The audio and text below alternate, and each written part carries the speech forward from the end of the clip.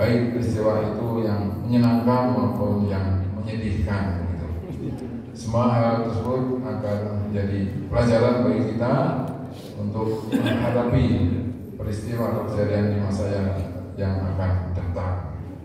Di hari yang terakhir tahun ini kita fokuskan barangkali untuk evaluasi diri di masing-masing, apakah kualitas ibadah atau kuantitas ibadah kita kepada Allah Subhanahu wa taala sudah memadai atau belum. Sehingga kita berdoa semoga kita akan datang kualitas maupun kuantitas ibadah kita lebih meningkat lagi. Bapak Ibu jemaah yang kami hormati, yang pertama-tama saya ucapkan kepada jemaah yang telah hadir di pemerintahan kami. Kemudian yang kedua adalah yang terhormat Bapak Profesor Dr. Insinyur Haji Rudi Rubiandini RS yang telah hadir juga mengenai undangan kami. Semoga acara yang kita selenggarakan pada pagi hari ini dapat ridho dari Allah dan menjadi barokah dari kita semua. Bapak Ibu yang kami hormati, untuk susunan acara pada pagi hari ini, yang pertama pembukaan, yang kedua barangkali ada sambutan dari Ketua PKN, kemudian tausiah, dan yang keempat adalah penutup. Untuk mengingat waktu, kita mulai saja. Sebagai pembukaan, kita baca basmalah bersama-sama. Bismillahirrahmanirrahim. Kemudian acara yang kedua yaitu berangkatnya peserta dari kedua Pak Wahid. Ada kedua, ada sambutan. Baik, ini ada sambutan dulu dari Ketua DKM Beriman, yaitu Bapak Insinyur Haji Wahid Syarifuddin MM. Kepada beliau kami sampaikan. Silakan, Pak.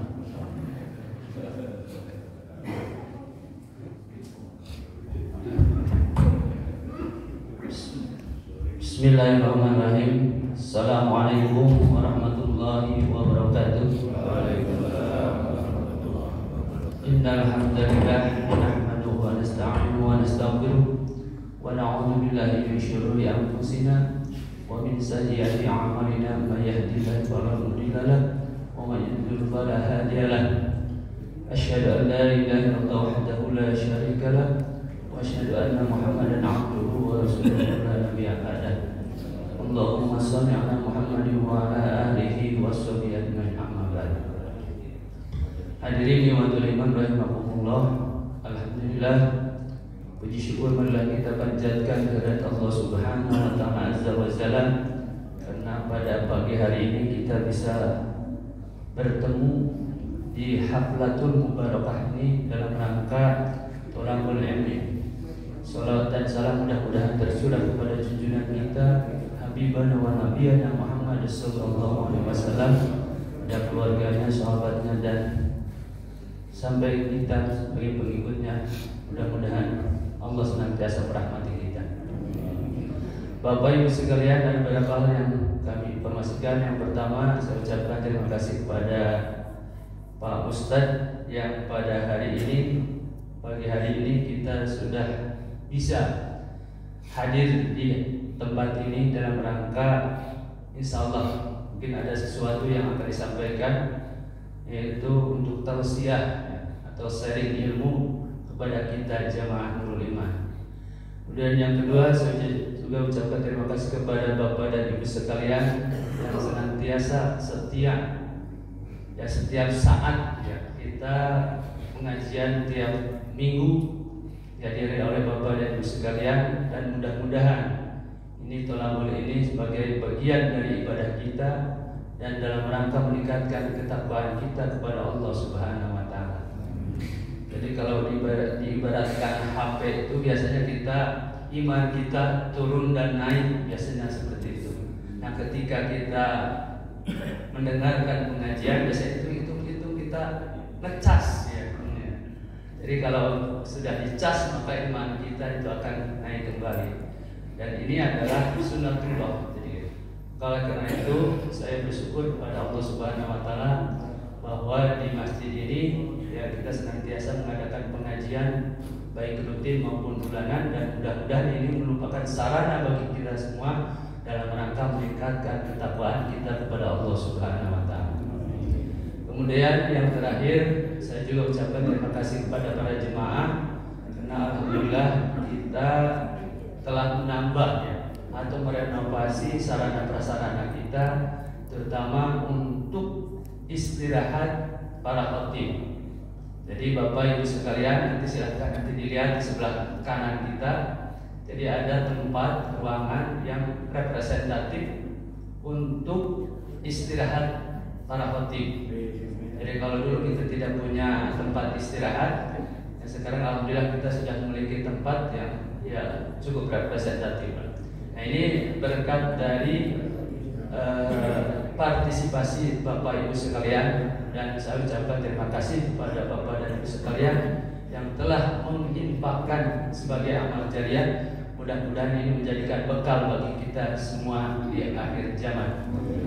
Barangkali itu saja Bapak Ibu sekalian, dan sekali lagi saya mengucapkan terima kasih kepada Bapak dan Ibu sekalian, dan insya Allah pada pagi hari ini kita akan dilanjutkan dengan program sabar.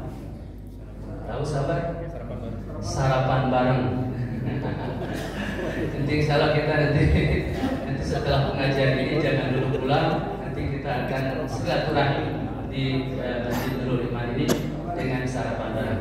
Demikian barangkali Bapak Ibu sekalian yang bisa saya sampaikan. Billahi taufiq wal hidayah. Assalamualaikum warahmatullahi wabarakatuh.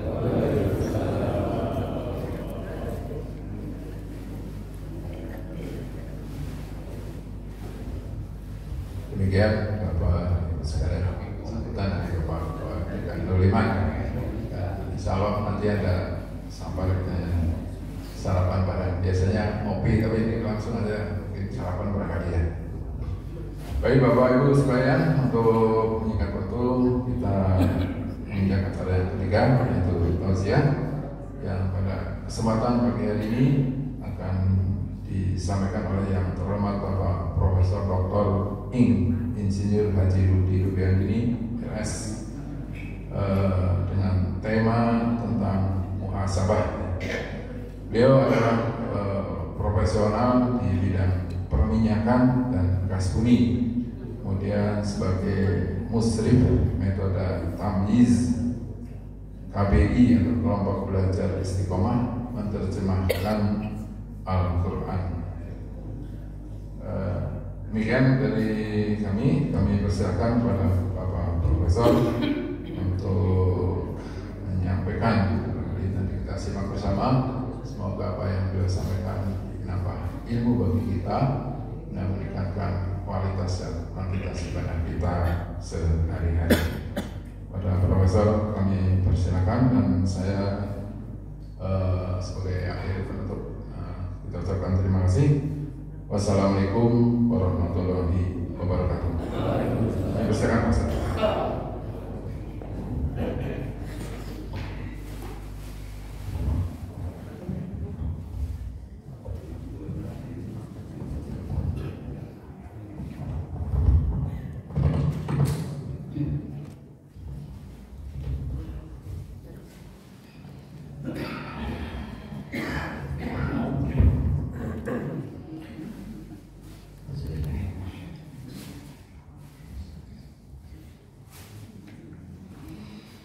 Bismillahirrahmanirrahim. Assalamualaikum warahmatullahi wabarakatuh.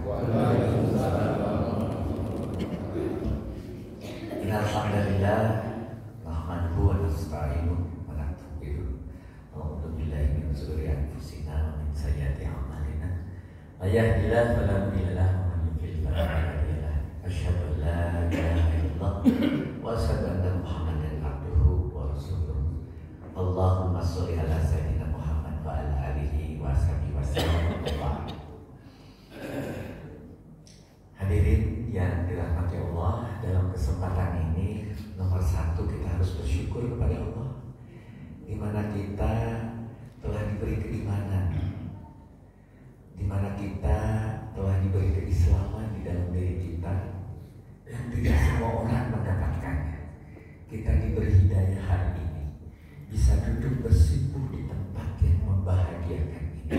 semua orang bulan diberi kesempatan. Bisa karena kesehatannya terganggu, bisa karena urusan duniawi yang mengikat yang tidak memungkinkan datang kemari, bisa hal lain. Dan bukan sesuatu kebetulan Bapak dan Ibu bisa duduk di tempat ini. Ada yang di pinggir, ada yang di tengah, ada yang di belakang. Bukan sebuah kebetulan. Dan itu semua harus kita syukuri. Disyukuri kita mulai dari ketika kita lahir saja zaman dahulu kala 60 tahun, 70 tahun yang lalu. Kita ini sudah cukup berumur, sudah senior bahasanya begitu. Tidak terasa pada saat itu ketika dilahirkan kita tidak sadar, tapi sebetulnya ibu kita meraup mengeluarkan kita dari perutnya dengan berlumuran darah. Kemudian mendidik kita ketika kita lagi kecil, membesarkan kita, didukung oleh orang tua kita, oleh bapak kita dengan segala kesulitannya sampai kita bisa sekolah. SD, SMP, SMA, S1, S2, S3, S apapun, silahkan mau S teler, mau S siang hari. Tapi semua itu adalah dukungan orang tua yang tidak mungkin kita bisa menjawabnya, tidak mungkin bisa mengganti. Dan itu pun adalah kehendak Allah yang perlu kita syukuri. Nah, dalam konteks pagi ini langsung saja saya akan membicarakan sebuah tema yang oleh Kang Dede dikasih satu, judulnya itu satu kata, gampang yang lebar. Biasanya saya punya judul tuh panjang gitu untuk supaya jelas maksudnya. Tapi dikasih judul kata Kang Dede itu muhasabah, muhasabah, cuma satu. Bagaimana saya bisa menerangkannya panjang lebar? Akhirnya saya urai menjadi 6. Apa arti muhasabah? Bagaimana perlunya kita melakukan muhasabah? Dari mana perintahnya kita melakukan muhasabah? Apa sebetulnya manfaat kita bermuhasabah? Langkahnya apa? Yang paling penting, kapan kita harus melakukan muhasabah? Tuh, supaya agak panjang gitu. Kalau judul aja kan jawabannya sederhana, satu definisi selesai gitu. Saya perpanjang saja, walaupun sangat terbatas waktunya. Kita mulai karena judulnya satu kata, kita cari bahasa Arabnya itu komus ya, bahasa Indonesianya kamus, bahasa Inggrisnya dictionary. Kita cari apa itu muhasabah. Ternyata dari 2 akar kata. Ada 2 akar kata sebetulnya. Kalau dicari kita bingung. Biasanya bahasa Arab itu 1 akar kata disebut sulasi mujarab, tetapi ternyata ketemu 2. Ada hasibah, yasabu, kemudian hisbanan. Di mana ada 3 kata ini apa sih, Pak Ustaz? Bedanya 3 kata ini kalau di dalam kamus bahasa Arab berbeda dengan kamus yang lain. Selalu ketemu namanya fi'il mudhari, yaitu sebuah kata kerja masa lalu yang kalau ditulis di situ ada mengira, berarti ini telah mengira, itu masa lalu. Ya. Ada fi'il madi, fi'il mudhari, yang kedua ini fi'il mudhari, yang tadi ini fi'il madi. Fi'il madi itu masa lalu, jadi telah mengira. Sedangkan yahsabu itu adalah akan atau sedang mengira. Sedangkan hisaban itu adalah sebuah kata benda, atau biasanya kita sebut sebagai masdar, persangkaan, perkiraan. Bagaimana dengan yang kedua? Ternyata ditemukan juga hasaba, yasubu, hisaban. Hasaba, yasubu, hisaban ini ternyata lebih pada menghitung atau membilang. Mohon maaf, saya coba kalau saya pakai ini masih terdengar? Masih supaya tidak terganggu ya. Satu saja.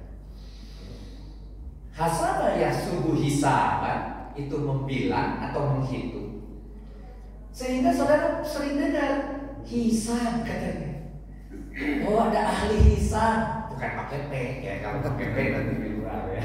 Sambil kita sarapan. Hisaban itu menghitung.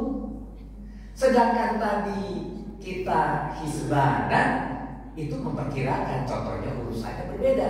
Kalau kita menggunakan hisbanan, contohnya perkiraan cuaca. Tapi kalau hitungan sesuatu yang paling pasti, yang sudah pasti, yang hitungannya jelas, aturannya jelas, yang sudah buat aturannya jelas, contohnya perputaran bintang, perputaran bulan, perputaran matahari, itu semua adalah hisab.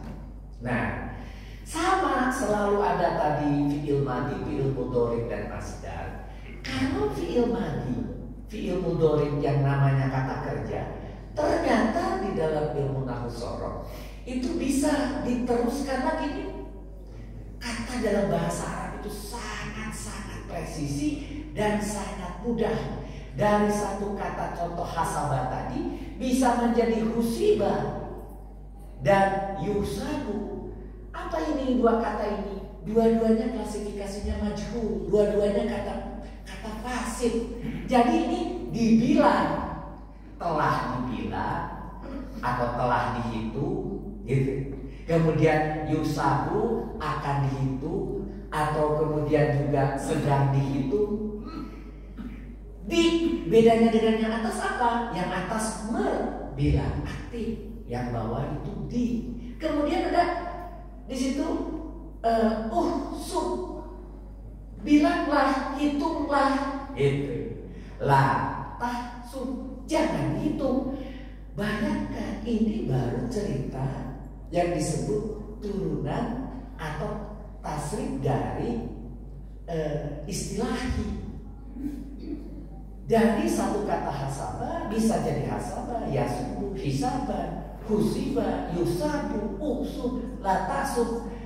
Kalau diterjemahkan lagi yang hisaban ini kepada sebuah isim, yaitu kata benda, menjadi hasiban, ada alifnya di situ. Hasiban, fa'il, apa itu? Isim fa'il, apa itu? Orang yang menghitung. Kemudian mahsubun, kalau tadi yang menghitung, yang dihitung. Ini objek, ini maf'ul. Kemudian mahsabun, ini adalah tempat atau zaman. Jadi bisa tempat, bisa waktu. Saudara menghitung. Mihsaban itu adalah alat untuk menghitung, misalnya kita kalkulator, cipoa atau apa-apa, itu mihsaban dalam bahasa Arab. Kemudian baru tadi hisaban, yaitu perhitungan, begitu ya, perhitungan. Bayangkan dari satu akar kata dalam bahasa Arab memiliki makna, di sini saja sudah ada 12 makna baru dari satu kata ke istilah. Nanti kita turunkan lagi ke tafsir lugawi, yaitu siapa yang melakukan. Apakah dia, apakah mereka, apakah dua orang, apakah jamak, apakah laki-laki, apakah perempuan. Begitu. Jadi bahasa Arab itu akan presisi kalau kita mengatakan satu kata, isinya pelakunya siapa, dilakukannya kapan. Tuh. Bahasa Arab tidak akan salah. Kalau bahasa Indonesia, saya makan, dia makan, kamu makan, kalian makan, sama semua makan. Bahasa Arab tidak bisa. Saya makan kemarin, saya makan besok, beda dalam bahasa Arab. Kepresisian informasi dijamin dalam bahasa Arab. Lebih presisi dibanding bahasa Latin yang dipakai untuk ilmu-ilmu kaumiyah, yaitu sains, itu menggunakan bahasa Latin.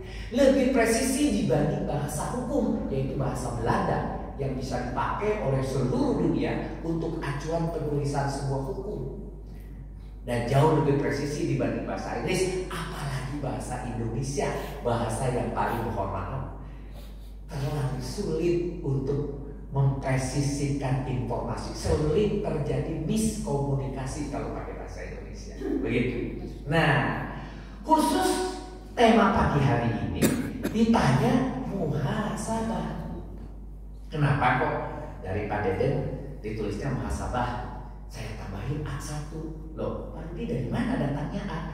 Ternyata datangnya bukan dari hasabah, bukan dari hasibah, bukan dari hasabah. Ini namanya sulasi mujarad yang berasal 3 kata. Ternyata muhasabah itu asalnya dari 4. Hasab. Di situ ada alif ditambahkan. Dengan menambahkan alif di situ, artinya menambahkan makna. Asalnya cuma menghitung, membilang, jadi menghitungkan.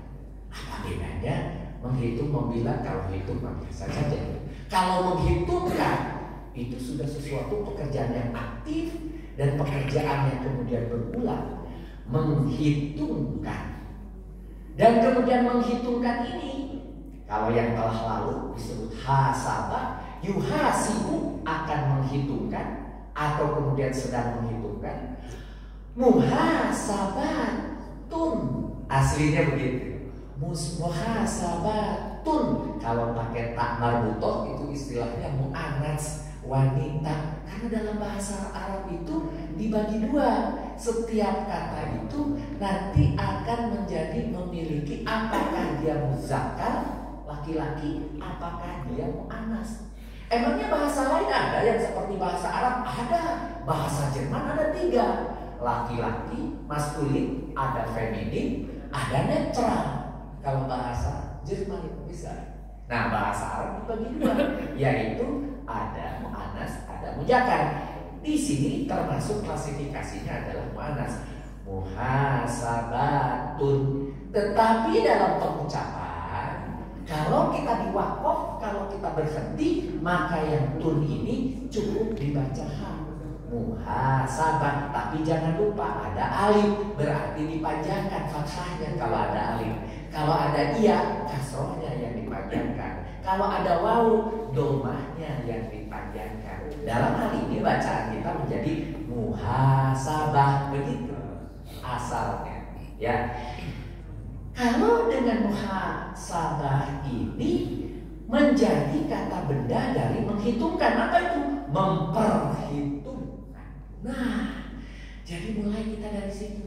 Apa sih yang harus kita perhitungkan? Memperhitungkan apa itu? Mari kita lihat dari syar'inya. Kalau tadi dari artinya kita mulai. Kita dari syar'inya, yaitu melakukan penilaian, melakukan evaluasi diri, yaitu memperhitungkan tadi. Itu namanya evaluasi atau penilaian dalam bahasa kita sehari-hari. Mohon maaf.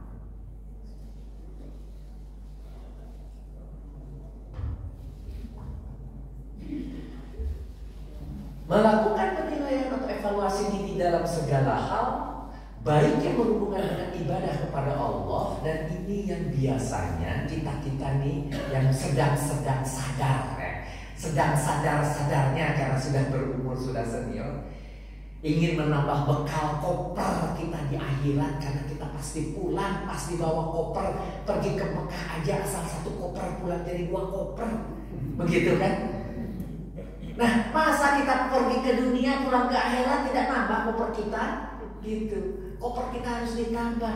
Tetapi dalam persepsi kita yang disebut koper kita itu nambah dalam berzikir, nambah dalam sholat, nambah dalam kita sholat sunat dan sebagainya yang berhubungan dengan ibadah. Tapi jangan lupa ada yang berhubungan dengan makhluk ciptaannya, dengan manusia tidak kalah pentingnya. Hubungan itu, kebaikan itu, manfaat itu harus kita lakukan. Kenapa? Itu adalah bagian untuk memasukkan pada koper yang mundal dibanding ibadah makhluk sekalipun. Bayangkan ketika saudara membantu orang lain, membuat orang lain tersenyum, menyenangkan orang lain, menyelesaikan masalah orang lain, bahkan membayar hutangnya kepada orang lain, lebih aku sukai daripada sholat di masjid, iktikaf di masjid selama sebulan penuh.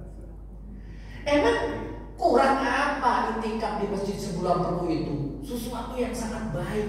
Tetapi ketika kita membantu orang lain, mulai dari membuat mereka senyum, membuat mereka bahagia, membuat masalah mereka diselesaikan oleh tangan kita, itu ternyata Allah beri nilai yang lebih besar, pahala. Oleh karena itu, hubungan dengan manusia lain, bahwa setiap manusia yang baik itu, yang hebat itu, justru yang mampu membantu orang lain. Yang barusan kita katakan itu. Ditambah pula terhadap ciptaan lain, bukan hanya manusia, terhadap tumbuhan, terhadap hewan, air, udara, segala sesuatu yang kita kenal ada sebuah ilmu kauniyah. Kalau kauniyah ada di dalam Al-Quran, kauniyah ada di dalam alam semesta. Tadi imam kita di dalam rakaat kedua dikatakan bahwa kita diingatkan, bagi orang yang mau berpikir, maka ingatlah Allah telah menciptakan langit dan di antara keduanya tanpa tiang. Begitu. Ketika saudara tadi sholat tuh nikmati apa makna dari setiap yang diucapkan imam. Tadi imam mengatakan di ayat yang kedua atau di rakaat yang kedua itu, Allahu Akbar. Kita diingatkan bahwa apa yang Allah ciptakan itu sesuatu yang membuat keimanan kita harus meningkat. Bagaimana bisa ada langit tanpa tiang kemudian tidak pernah runtuh? Bagaimana bisa ada matahari, ada bulan yang dengan jarak tertentu dia bergerak? Kalau persepsi kita, matahari bergerak ke utara, bergerak ke selatan, dan berulang dengan presisi sampai tahu kapan di atas Ka'bah. Setiap tahun pasti 2 kali. Pada saat itu kita pakai untuk ru'yat kiblat. Kita sampai tahu bahwa setiap bulan itu akan ada bulan kembali setelah 29 atau 30 hari. Setiap tahun kita akan tahu kapan mulai tahun dimulai dan sebagainya. Sampai begitu presisinya menciptakan oleh ahli geodesi, oleh ahli astronomi, kemudian dibuat rumus. Rumus-rumus itu membuat kita menjadi mudah bisa memperkirakan tahun ini 100 tahun, 20 tahun, 50 tahun yang akan datang kapan terjadi gerhana. Apalagi kapan terjadi datangnya bulan. Tidak perlu diributkan sebetulnya. Kita sudah tahu tahun depan, tahun lusa, 5 tahun yang akan datang, 10 kapan terjadi Idul Fitri sudah tahu. Karena begitu presisi Allah menciptakan. Artinya apa? Kita harus menilai kepada diri kita apa hubungan kita dengan tumbuhan sekeliling. Pernahkah kita dengan sengaja nyebor? Pernahkah kita membersihkan daun dari kotorannya, menyemprot hamanya, mengelusnya, bila perlu membacakan assalamualaikum pada tumbuhan? Mereka itu makhluk hidup. Pernahkah kita mengelus hewan di sekitar kita, bukan menghardiknya, bukan menendangnya? Pernahkah kita dengan sengaja memberikan dia makanan, baik memang hewan yang kita pelihara atau yang tidak dipelihara sekalipun? Banyak orang yang sangat soleh di mobilnya, di motornya, atau ketika dia jalan kaki membawa sedikit makanan. Kalau melihat kucing dia kasih itu makan. Apakah kita telah mengurus air yang telah Allah ciptakan dengan menguapkannya, kemudian membawakan menjadi awan dan menghujankan, dan siap untuk menumbuhkan pepohonan dan kemudian buah-buahan? Cukupkah kita memeliharanya dengan memelihara misalnya hutannya? Atau penahan airnya supaya tidak berubah menjadi air kotor dengan segera dalam waktu detik? Membuat resapan air dan sebagainya. Itu semua nanti diperhitungkan di akhirat. Apabila kita lillahi ta'ala melakukan. Jadi menilai, mengevaluasi diri untuk mengisi tas kantong kita, koper kita di akhirat ketika kita pindah dari dunia ke akhirat.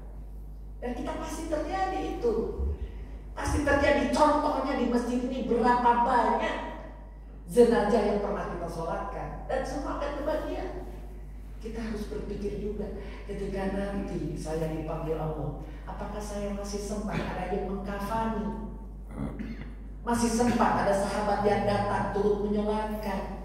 Terus dihitung sahabat ini, satu sahabat muhasabah itu begini, dihitung siapa ya kira-kira sahabat saya yang datang menyolatkan saya? Adakah yang peduli? Walaupun diumumkan nanti di WA grup, innalillahi wa inna ilaihi Rudi Rubian ini wafat, paling judulnya innalillahi WA grup. Orang udah nggak ada kok masih itu memenuhi WA grup aja itu. Orangnya sudah tidak ada. Innalillahi yang betul itu datang ikut sholat. Pertanyaannya, kalau kita yang wafat, hitung siapa yang akan datang menyolat. Ini muhasabah. Nah, maka kalau begitu muhasabah itu bahasa Indonesianya menjadi introspeksi. Bentuk introspeksi dengan cara memperhatikan diri kita ini, pantaskah kita ini dihormati orang sampai orang mau menyolatkan kita, dan merenunginya. Bila ada kekurangan, mari kita koreksi. Kenapa? Iya ya, saya pernah menyapa tetangga. Menyapa itu bukan hanya assalamualaikum, itu baik.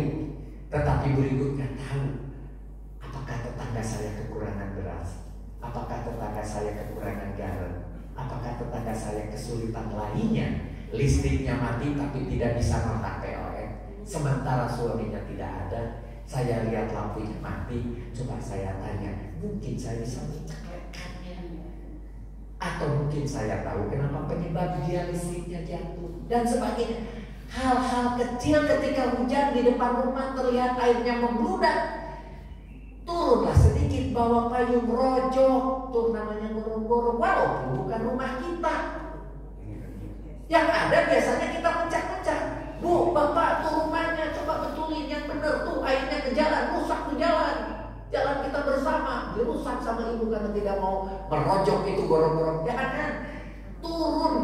Ya Allah, alhamdulillah diberi kesempatan melakukan kebaikan, segera bawa payung rojok, bersihkan. Ada paku di jalan, enggak canak, ulah dicari siapa nih yang membuang paku, dicari. Ada sampah, harusnya ini lagi musim di Bandung, sampah susah ini, membawa sampah sudah jalan. Ada orang membuat sampah di dekat rumah saya, mencak-mencak, dibuka, dicari, ternyata ada surat undangan ke Pak Anu. Berarti si Pak Anu nih, seperti detektif dicari, tidak perlu. Alhamdulillah ya Allah, saya dapat kesempatan bawa tempat sampah itu ke tempat sampah itu ke tempat sampah. Begitu.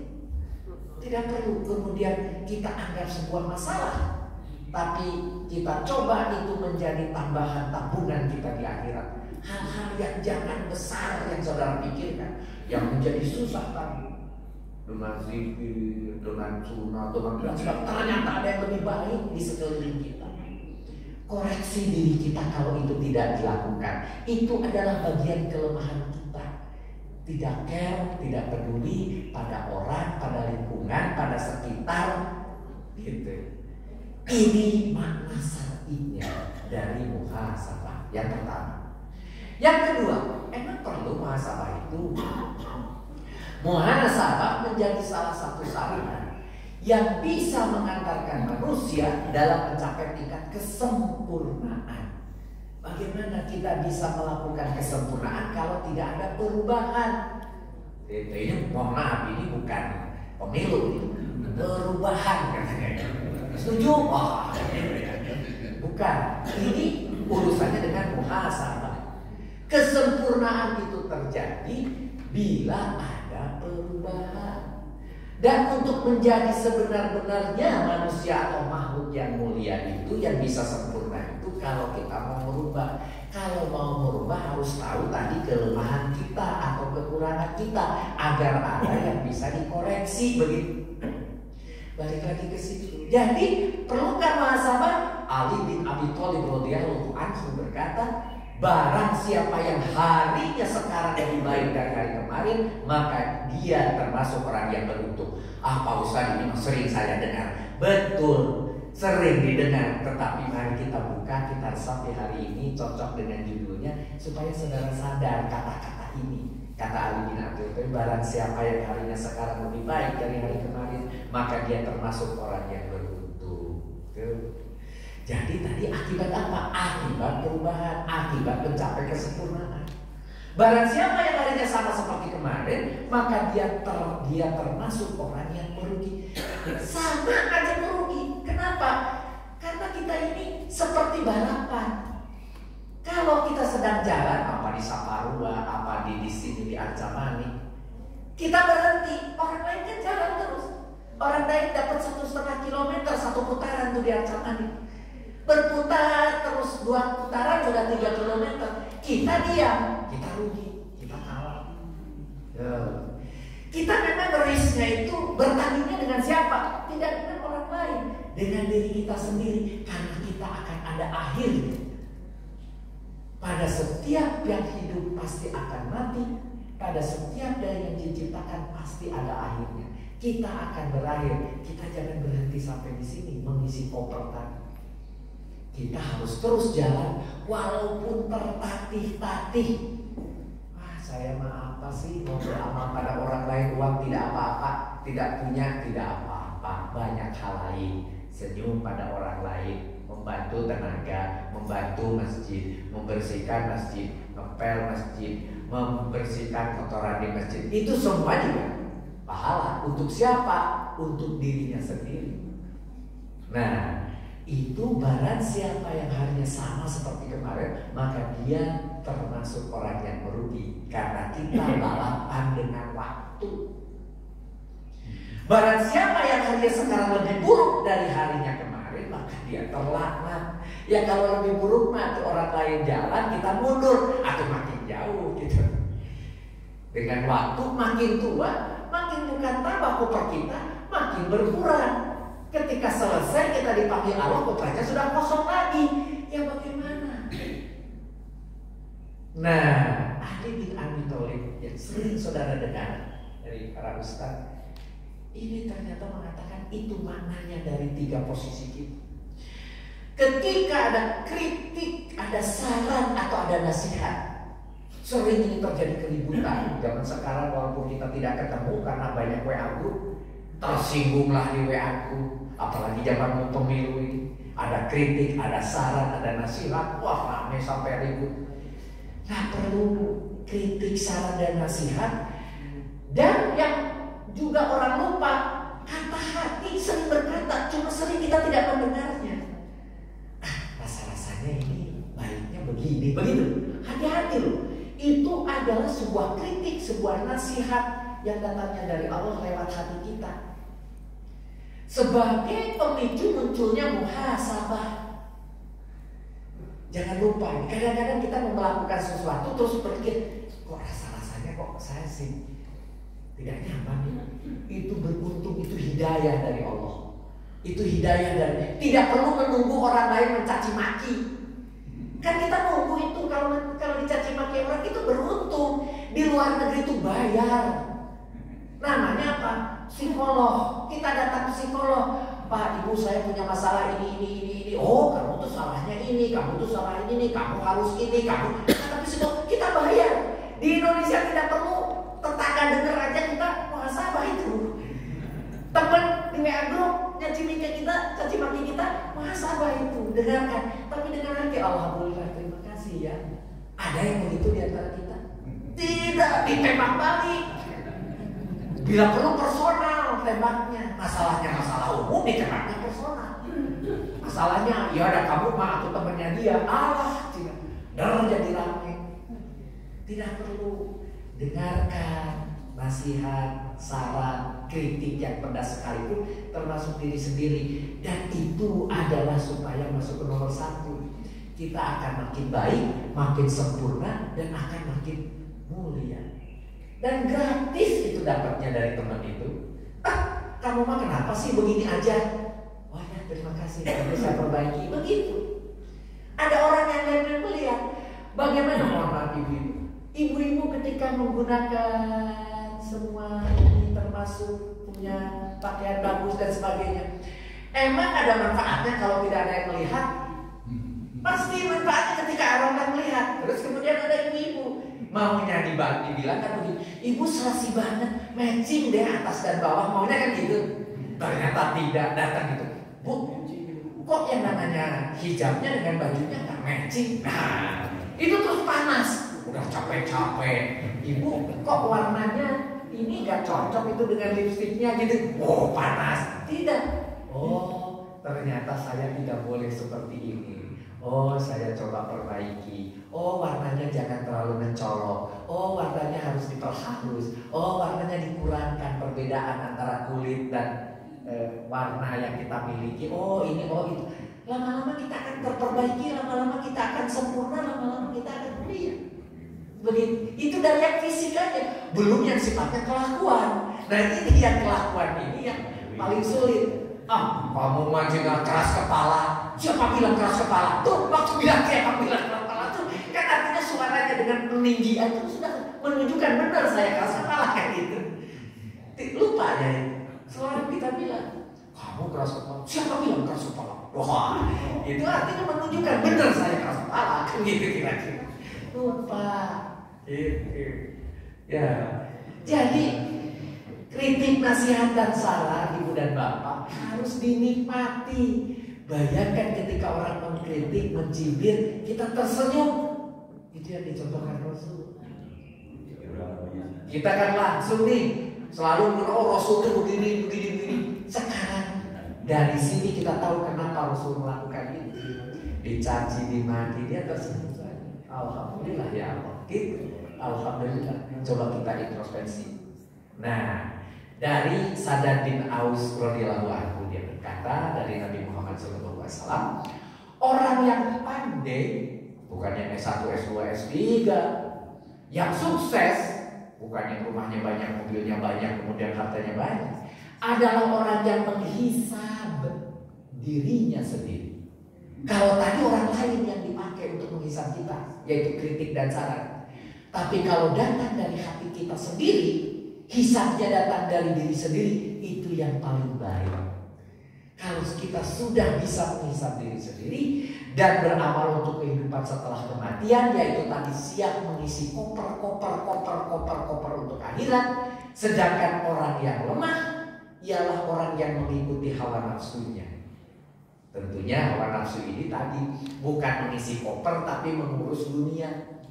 Apakah ada hadisnya yang mengatakan, hei manusia, siapa yang warisnya banyak maka akan mendapat pahala banyak? Tidak ada, Bapak dan Ibu. Rasul pun warisnya sangat sedikit. Jadi kalau begitu, salahkah saya punya harta? Tidak.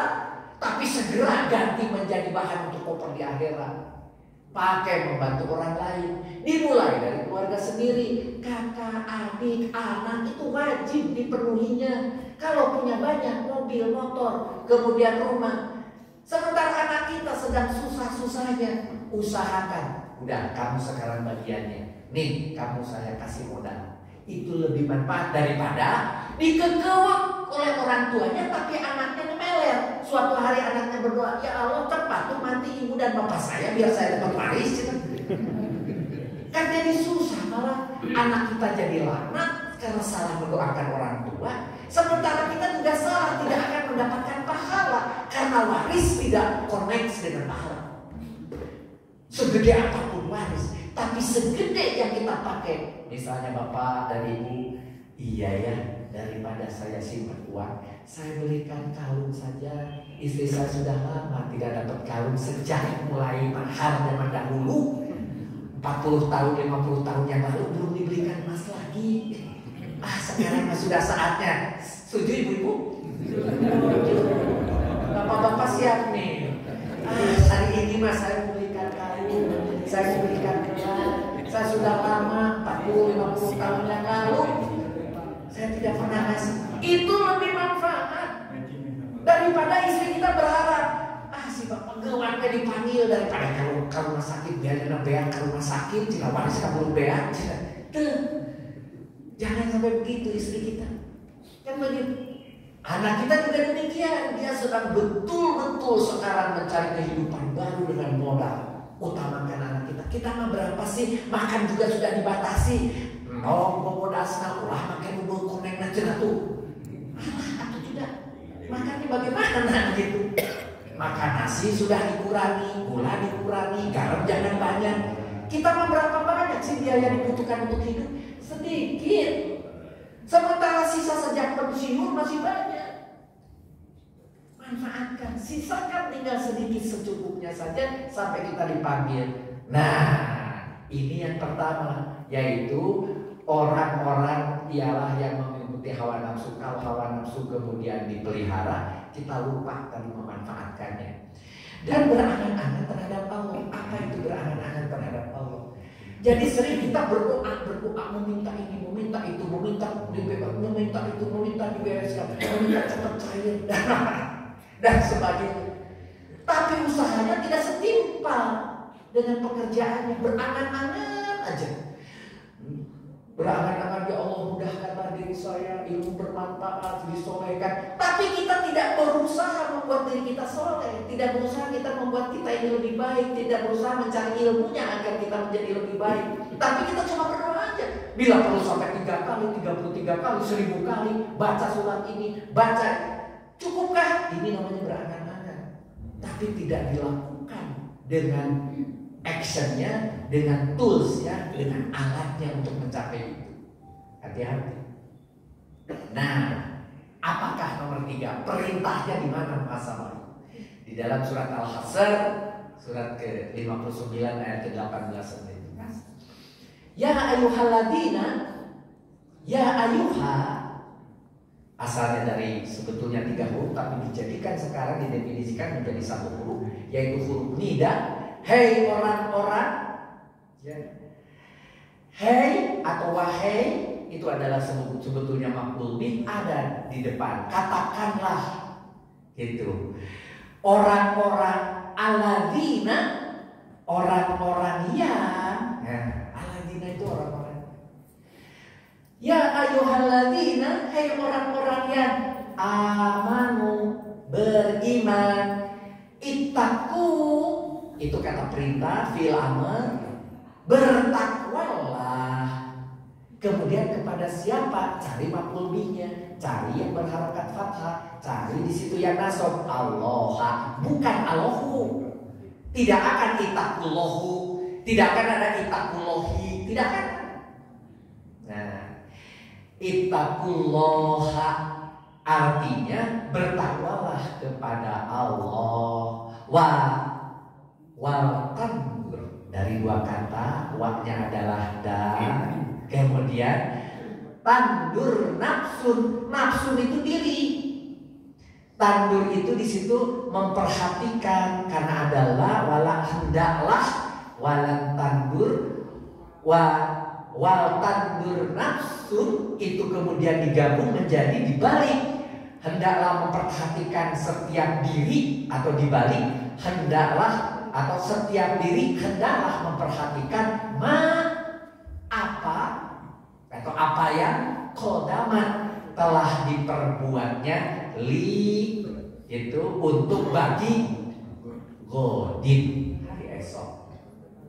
Jadi ini perintah, hei orang-orang yang beriman, bertakwalah kepada Allah. Hendaklah memperhatikan setiap diri kalian apa yang telah diperbuatnya untuk hari esok. Kita mulai di sini introspeksi ke atas di dalam ayat ke-18 surat Al-Hasr. Kemudian diteruskan, wattaqu, kok sama ya? Iya Pak, ini kan sama. Ittaqu, wattaqu, ini juga sama perintah, bertakwalah kepada Allah, gitu. Ittaqullah, inna, sesungguhnya Allah. Inna itu pasti berikutnya adalah nasab, kemudian baru berikutnya adalah rofa. Innallaha khabirun, betul juga ini ada khabirun, dia pakai rofa. Innallaha khabirun, sesungguhnya Allah itu adalah ta'lamun, mengetahui, maha mengetahui apa yang kalian kerjakan. Ta'lamun, apa yang kalian kerjakan. Sesungguhnya Allah maha mengetahui apa yang kalian kerjakan. Wala, dan janganlah, di sini adalah la'nya lanahi. Wa takunu, dari takununa, karena adalah di sini menjadi wala takunu, janganlah kalian, dari karena menjadi kaladi, seperti itu, kaladi seperti orang-orang yang nasullaha, melupakan Allah, fa'ansahum, ya. Di sini menjadikan anfusahum, lupa kepada mereka, diri mereka sendiri. Gitu. Ulaika humul fasikun. Ulaika, mereka itu hum al fasikuna, itu adalah jamak daripada hum. Ini dua hum sebetulnya. Ini domirnya pun hum. Itu artinya taukid, ditekankan. Jadi kalau itu bukan hanya orang-orang yang fasik, mereka itulah atau mereka benar-benar orang-orang fasik. Mereka sungguh orang-orang fasik, begitu bahasa penerjemahan ke dalam bahasa Indonesia. Itu Pak Deden nanti bertanya, kenapa sih Kak Rudi jadi bisa menerjemah begini? Kita sedang belajar, namanya pelajaran dengan Pak Boy, dengan Kang Cakim, dengan Kang Nana, itu belajar namanya ilmu nahwu sorof, menerjemah Al-Quran, grupnya KBI. Jadi kita belajar, walaupun kita orang umum, kita bukan dari pesantren. Nahwu sorof itu kalau di pesantren 6 tahun, ternyata di KBI 1 tahun sudah selesai. Setelah itu kemudian kita tarkib, kita mencoba menerjemah, begitu. Untuk apa? Untuk kita bisa menikmati seperti itu. Untuk apa? Lama-lama ketika imam membacakan aja kita bisa mengikuti apa yang dibacakan itu dengan tidak sadar. Jadi langsung mengalir aja, gitu ya. Nah, itu kata surat Al-Hasr ayat ke-18-19. Bagaimana di dalam surat Nur ayat ke-24-25? Saya tidak akan kemudian mentarkib lagi, langsung saja isi. Pada hari lidah, tangan dan kaki, alsinatuhum, aidihim, arjuluhum, lidah, tangan, kaki mereka menjadi saksi atas mereka terhadap apa yang dahulu mereka kerjakan. Artinya bahwa suatu hari nanti yang bisa bersaksi bukan dari pikiran kita, kehendak kita, tapi apa yang dilakukan. Di sini dicontohkan lidah yang diucapkan, tangan yang dikerjakan, kaki yang kita tuju kemana. Tapi sebetulnya yang nanti di akhirat akan memberikan kesaksian bukan hanya 3 ini. Pikiran kita, hati kita, niat kita, riyakah kita, solehkah kita, ikhlaskah kita, semua akan bicara. Termasuk seluruh tubuh kita akan bicara apa yang kita lakukan. Apakah kita melakukannya dengan halal atau dengan haram? Di sini. Ini adalah yang ke-24. Pada hari ketika lidah, tangan, kaki mereka menjadi saksi atas mereka terhadap apa yang dahulu mereka kerja. Begitu. Di 25 dikatakan pada hari itu yaum juga, yaumidin, Allah menyempurnakan balasan yang sebenarnya bagi mereka, dan mereka mengetahui bahwa sesungguhnya Allah Maha benar lagi Maha menjelaskan. Begitu. Jadi Allah akan membalas dengan sangat sempurna. Tidak akan ada yang kurang, tidak akan berlebih. Akan sangat presisi. Kalau manusia sudah mulai diajari dengan tadi muhasabah, memperhitungkan, apalagi Allah yang menciptakannya, yang membuat semuanya presisi, pasti Allah bisa memperhitungkan dengan sangat baik. Di dalam Al-A'raf ayat ke-201, innaladina, kok ada takut? Pak Rudi, kenapa di sini takut, tapi di sini takut? Bedanya di sini apa? Di sini takut pakai doma, ittaqu, bertakwalah, karena itu fi'il amr. Tapi kalau di sini takko, ini fathah. Kalau fathah itu cirinya fi'il madi. Berarti telah apa? Takwa. Oh, berarti ini terjemahannya menjadi yang telah bertakwa. Tuh beda. Bahasa Arab tuh sangat presisi. Hanya dengan satu harokat berbeda saja, artinya sangat jauh berbeda. Kalau tadi kita disuruh bertakwalah, kalau di sini orang yang telah bertakwa. Nah, mengapa? Innaladina, sesungguhnya orang-orang yang telah bertakwa, begitu. Sesungguhnya orang-orang yang telah bertakwa. Nah, mudah-mudahan kita di situ, amin. Sesungguhnya orang-orang yang telah bertakwa, jika mereka dibayang-bayangi pikiran jahat atau was-was, atau kita kemudian menjadi tidak nyaman dari bisikan setan, mereka pun segera ingat. Nah ini, semoga Allah berikan itu. Ketika kita mau melakukan sesuatu yang sebetulnya itu bisikan setan, kita segera diingatkan. Nah, ini hebatnya orang yang sudah bertakwa. Sudah bertakwa, karena ini pakai fathah, pakai nasab di situ. Sudah bertakwa. Jadi bukan tidak ada artinya saudara kemudian berdoa, saudara kemudian bersimpu setelah sholat jangan berdiri dulu subhanallah walhamdulillah wala ilaha illallah, minimal itu 3 disunahkan oleh Rasul sebelum cengkat dari sholat. Subhanallah walhamdulillah wala ilaha illallah. Untuk apa? Agar kita diklasifikasikan menjadi orang bertakwa, agar kita selalu diingatkan dengan sendirinya oleh diri sendiri. Bukan kemudian dengan doa itu seperti mantra. Kalau saya doakan ini maka akan begini. Kalau saudara akan. Bukan. Kita bukan beragama seperti agamanya Hindu atau seperti agamanya Buddha, di mana semua penuh dengan mantra. Tidak. Surat-surat ayat-ayat di dalam Al-Quran adalah sebuah petunjuk, baik masa lalu, masa datang, dan hari ini. Adalah kita yang bisa membacanya akan mendapatkan manfaat. Tapi bukan dengan membaca misalnya sekian ratus kali yang ini dan seterusnya, manfaatnya akan ini. Itu mantra. Itu bukan pelajaran daripada agama Islam. Tetapi Al-Quran itu adalah untuk dibaca, untuk saudara mengerti apa isinya.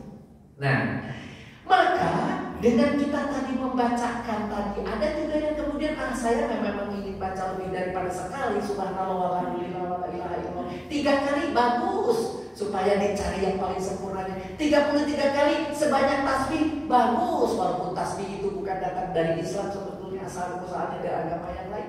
Mau pakai tasbih 33 boleh? Boleh. Mau 1000 kali karena masih panjang waktunya, silahkan. Tapi jangan berharap dari jumlah itulah kita mendapatkan manfaat.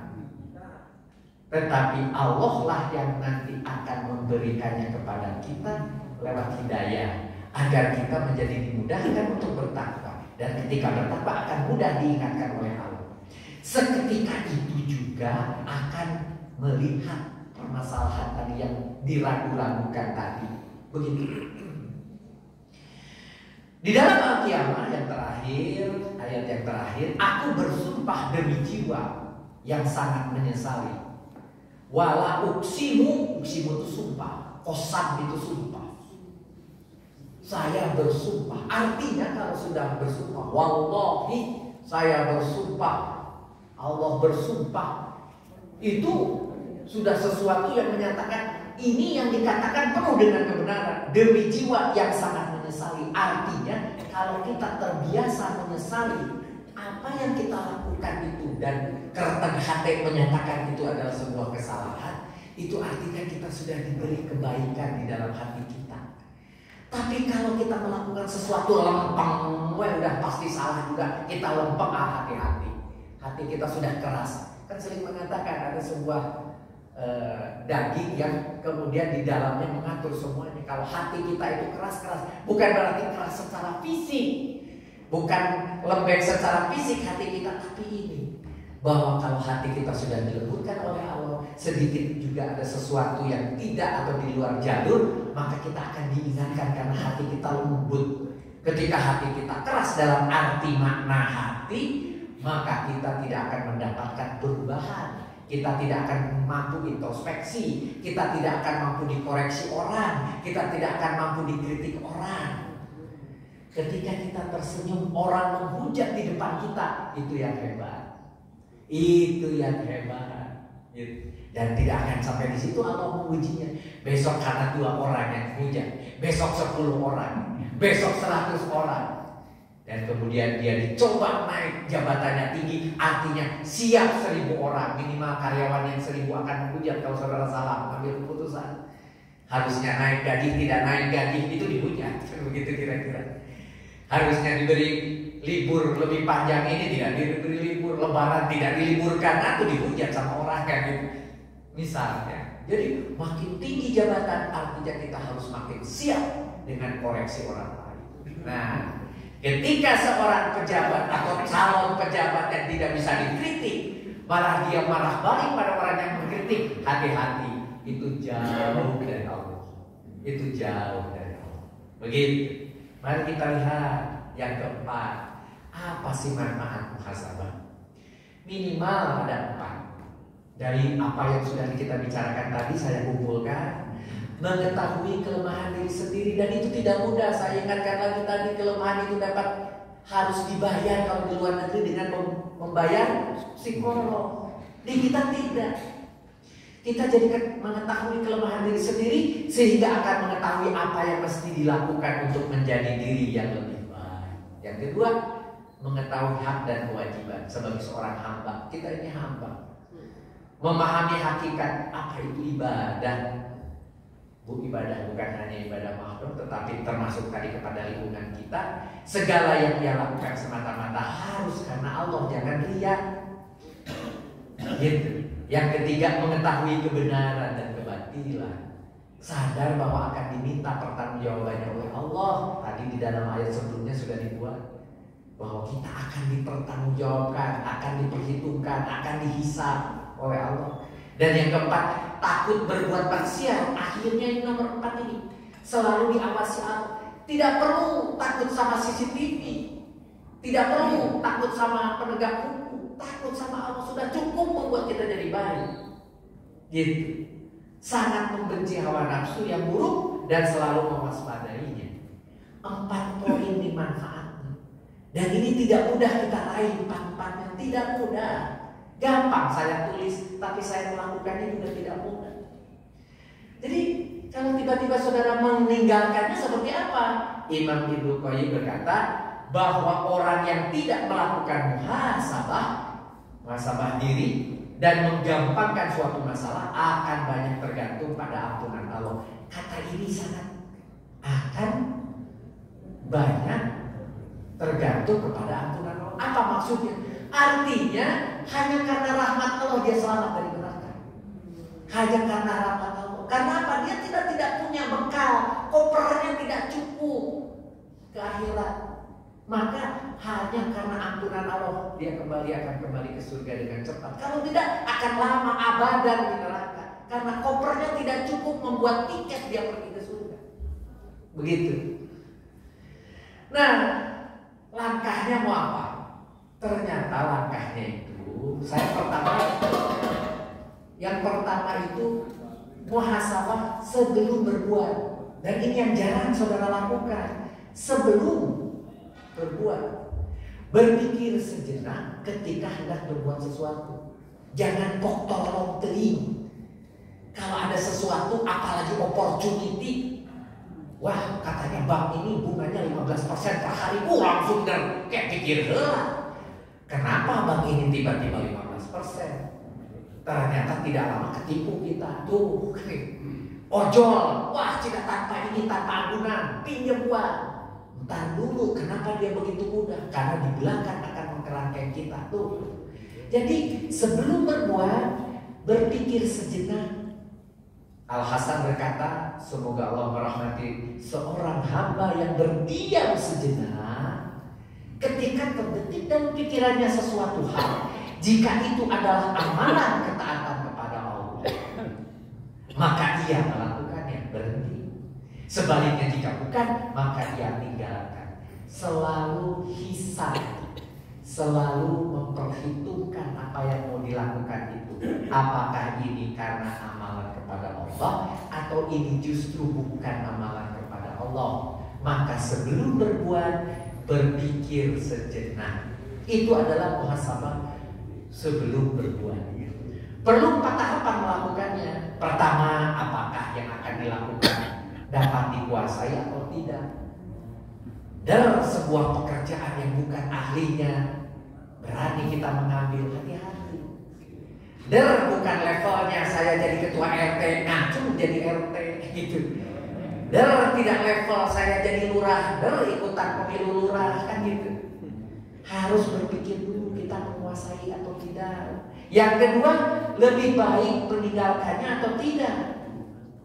Coba kalau saya tinggalkan, saya agak dulu lah, akan lebih baik enggak. Nomor 4, apakah melakukannya karena Allah? Jangan-jangan diri saya. Jangan-jangan saya cuma ingin dieleh-eleh sama orang. Begitu. Untuk apa saya melakukan itu? Yang keempat, apakah ada sarana yang dapat membantu? Maka kalau ada sarananya, berarti ini sarananya apa? Sarananya kita bersilaturahim di masjid, sarananya ini, iya bagus. Oh sarananya kita jalan bareng, ini bagus. Sarananya kita melakukan syukuran di rumah, ini bagus. Coba dicek dengan 4 poin ini dan berpikir sejenak terhadap apa yang sebelum berbuat. Tetapi kebanyakan kita definisi tadi muhasabah seolah-olah setelah berbuat. Kan tadi dalam pikiran kita kita berpikir apa yang terjadi yang lalu, bukan. Kalau langkah yang ini, muhasabah yang ini, ujungnya hanya introspeksi. Introspeksi terhadap ketaatan kepada Allah. Apakah saya sudah cukup melakukan semua kewajiban kepada Allah? Apakah introspeksi diri terhadap perbuatan yang mana?